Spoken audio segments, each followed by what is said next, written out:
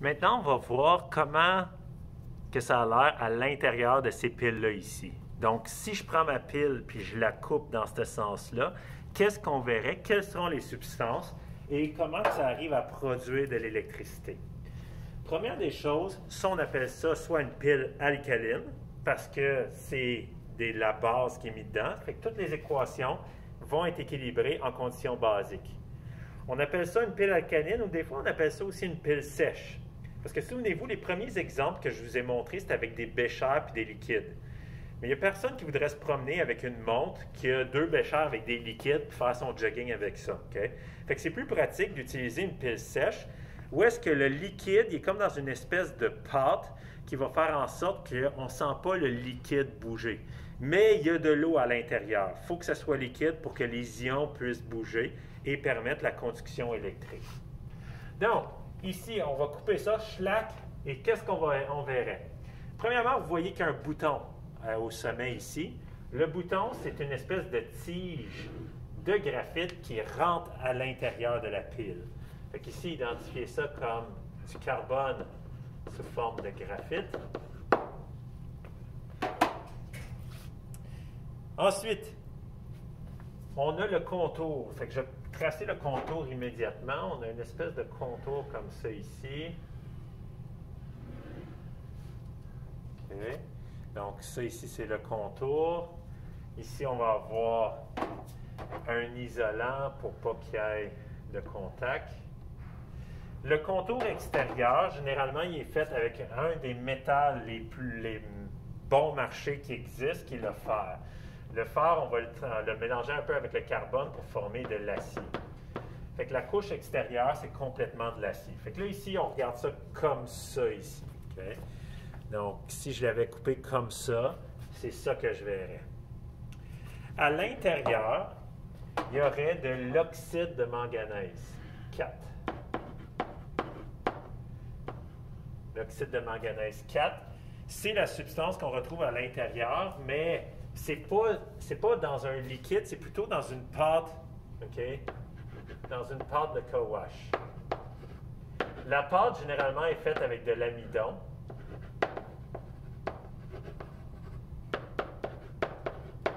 L'amidon, ça absorbe l'eau, puis ça fait comme une espèce d'éponge. Okay? Fait que l'eau est encore là.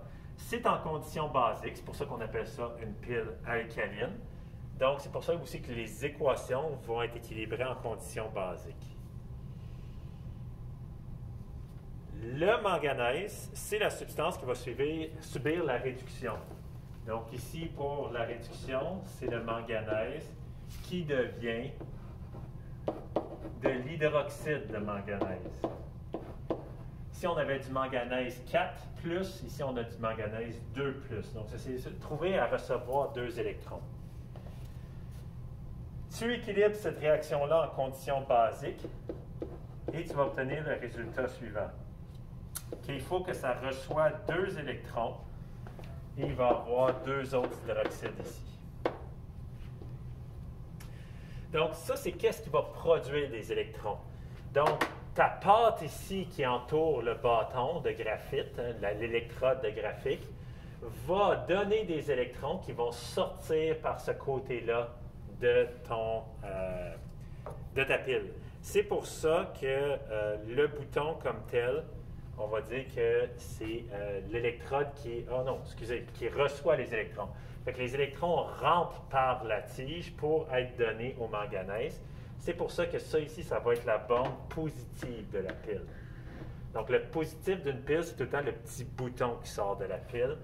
Ça rentre ici, c'est donné au manganèse qui devient ça ici. Maintenant, pour ce qui est de l'oxydation. L'oxydation dans les piles, généralement, on va utiliser du zinc. Pourquoi le zinc? Le zinc est une super substance qui adore perdre des électrons. Donc ici, identifiez le rouge comme étant du zinc. Le zinc va devenir de l'oxyde de zinc. Et si j'équilibre ça en conditions basiques, comme je vous ai enseigné, je vais finir avec de l'eau ici, des hydroxydes ici, et ça va perdre 2 électrons. Donc, on a le zinc qui passe les électrons, qui vont donner ces électrons à l'acier. L'acier va envoyer les électrons dans le circuit pour alimenter ton moteur électrique, qui vont revenir ici. Donc, les électrons vont se déplacer comme ça ici. Puisque le zinc produit des électrons qui envoient à l'acier, la borne négative, c'est tout le temps le côté opposé où est-ce qu'il y a le bouton dans ta pile. Sauf qu'il y a un problème dans ma pile comme c'est là. C'est quoi le problème? C'est que les électrons qui sont produits par le zinc pourraient être donnés directement au manganèse. Fait que comme ça, les électrons ne passeraient pas ici.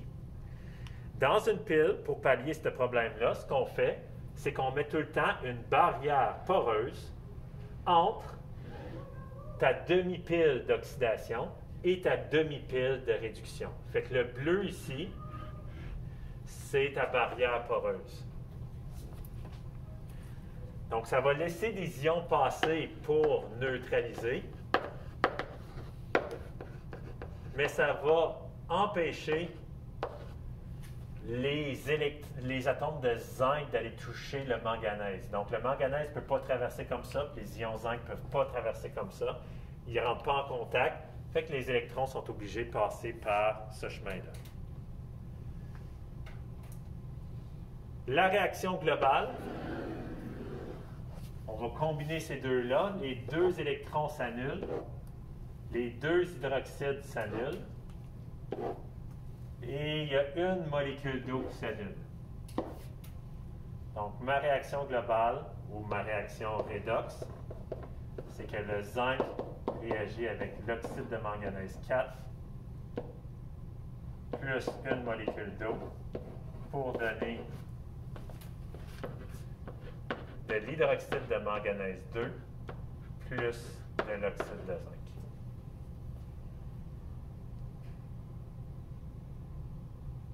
Si je fais la notation de pile,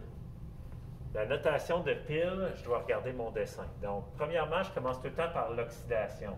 Et ici, mon dessin est un petit peu à l'envers. Mon oxydation serait ici, le zinc. Donc, c'est le zinc qui fait l'oxydation. Mais le zinc n'est pas la dernière électrode. Okay? L'électrode, la dernière électrode qui va faire sortir les électrons, c'est l'acier. Donc, je vais mettre l'acier ici. Le zinc se transforme en zinc, en oxyde de zinc. Donc, je l'ai séparé par une virgule. Ensuite, j'ai ma barrière poreuse. Ensuite, c'est ce qui fait la réduction. Je le mets dans l'ordre de la réaction.